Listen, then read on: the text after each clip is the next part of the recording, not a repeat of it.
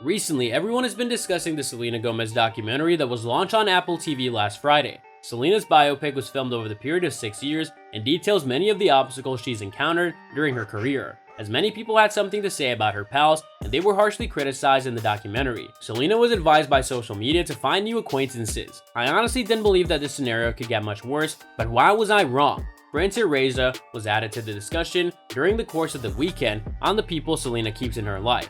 I adored her on The Secret Life of the American Teenager, which was my favorite show. She's also in Bring It On, and if you're watching the How I Met Your Mother reboot, How I Met Your Father, I've been enjoying her alongside Hilary Duff. She's also on Grownish, among other things. Sushi is a prominent member of the entertainment world, but she's also one of Selena's oldest friends. The situation is a little murky, but we'll get into it shortly.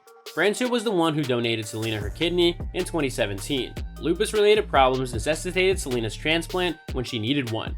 In September of that year, Selena announced this on Instagram in a post that read, "I'm very aware some of my fans have noticed I was laying low for a portion of the summer and questioning why I wasn't promoting my new music, which I was extremely proud of. So I discovered that I needed a kidney transplant due to my lupus and was recovering. It was what I needed to do for my overall health. Several months as I've always wanted to do with you. Until then, I want to publicly thank my family and incredible team of doctors for everything they've done for me prior to and after surgery. And finally, there are no words to describe how I feel about my beautiful friend Francia Raisa. She gave me the ultimate gift and sacrifice by donating her kidney to me. I'm incredibly blessed. I love you so much, sis. Lupus is misunderstood, yet progress is being made. For more information, please visit the Lupus Research Alliance website."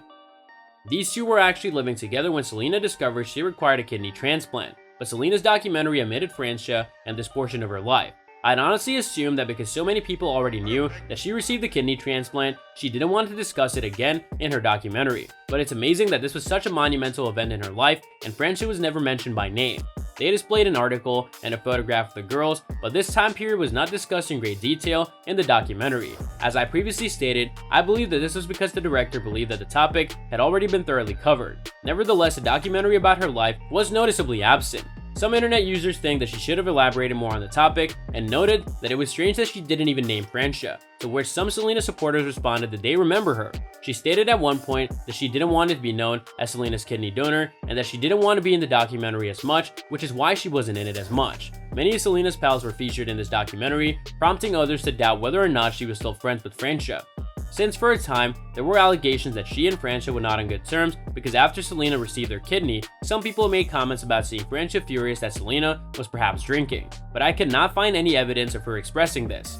Regarding her and Francia, I've heard numerous reasons as to why these two were no longer friends, but none of them held up when I attempted to verify them.